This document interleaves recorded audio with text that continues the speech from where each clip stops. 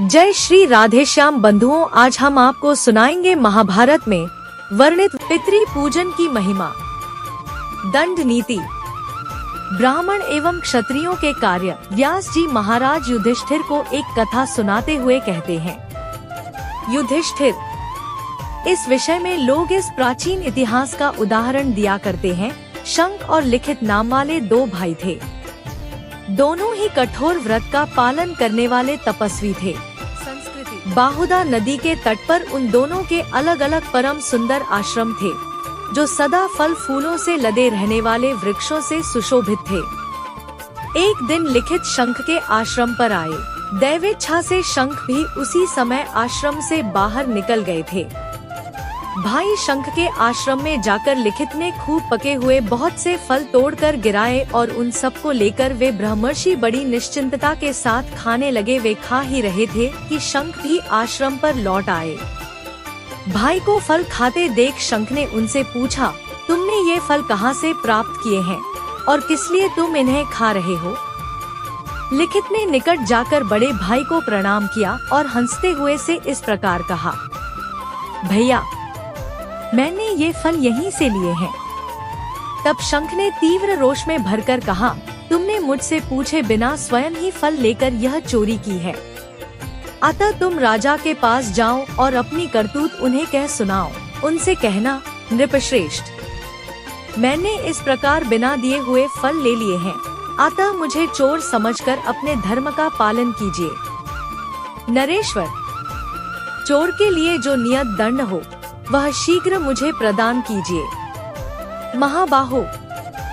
बड़े भाई के ऐसा कहने पर उनकी आज्ञा से कठोर व्रत का पालन करने वाले लिखित मुनि राजा सुद्युम्न के पास गए। सुद्युम्न ने द्वारपालों से जब यह सुना कि लिखित मुनि आए हैं, तो वे नरेश अपने मंत्रियों के साथ पैदल ही उनके निकट गए। राजा ने उन धर्मज्ञ मुनि से मिलकर पूछा, भगवान, आपका शुभागमन किस उद्देश्य से हुआ है? यह बताइए और उसे पूरा हुआ ही समझिए। उनके इस तरह कहने पर विप्रर्षि लिखित ने सुद्युम्न से यो कहा, राजन, पहले यह प्रतिज्ञा कर लो कि हम करेंगे, उसके बाद मेरा उद्देश्य सुनो और सुनकर उसे तत्काल पूरा करो। नरश्रेष्ठ, मैंने बड़े भाई के दिए बिना ही उनके बगीचे से फल लेकर खा लिए हैं। महाराज, इसके लिए मुझे शीघ्र दंड दीजिए। सुद्युम्न ने कहा, ब्राह्मण शिरोमणे, यदि आप दंड देने में राजा को प्रमाण मानते हैं, तो वह क्षमा करके आपको लौट जाने की आज्ञा दे दे, इसका भी उसे अधिकार है। आप पवित्र कर्म करने वाले और महान व्रतधारी हैं। मैंने अपराध को क्षमा करके आपको जाने की आज्ञा दे दी। इसके सिवा यदि दूसरी कामनाएं आपके मन में हो तो उन्हें बताइए, मैं आपकी आज्ञा का पालन करूंगा। व्यास जी ने कहा, महामना राजा सुद्युम्न के बारंबार आग्रह करने पर भी ब्रह्मर्षि लिखित ने उस दंड के सिवा दूसरा कोई वर नहीं मांगा।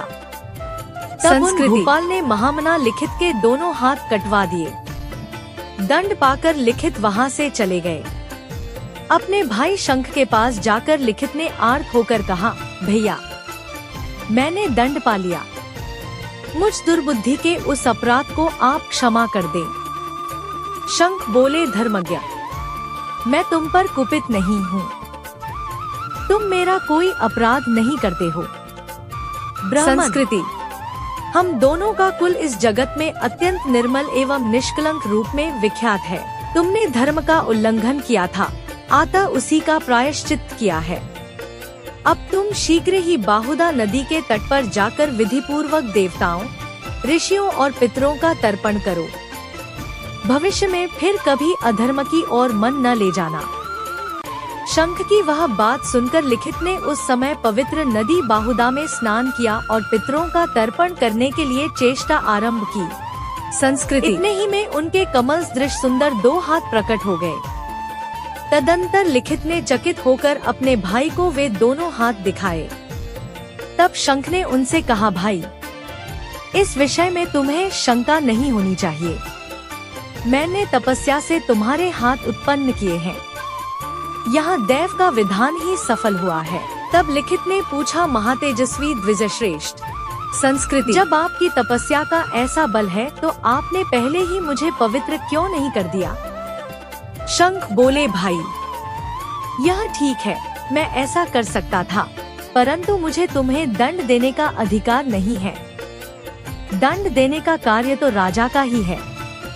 इस प्रकार दंड देकर राजा सुद्युम्न और उस दंड को स्वीकार करके तुम पितरों सहित पवित्र हो गए। व्यास जी कहते हैं, पांडव श्रेष्ठ युधिष्ठिर, उस दंड प्रदान रूपी कर्म से राजा सुद्युम्न उच्चतम पद को प्राप्त हुए।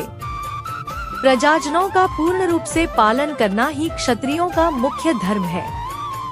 दंड धारण ही क्षत्रिय धर्म के अंतर्गत है। श्री महाभारत पंचम खंड संस्कृति शांति पर्व के अंतर्गत राजधर्मानुशासन पर्व में व्यासवाक्य विषयक 23वां अध्याय पूरा हुआ।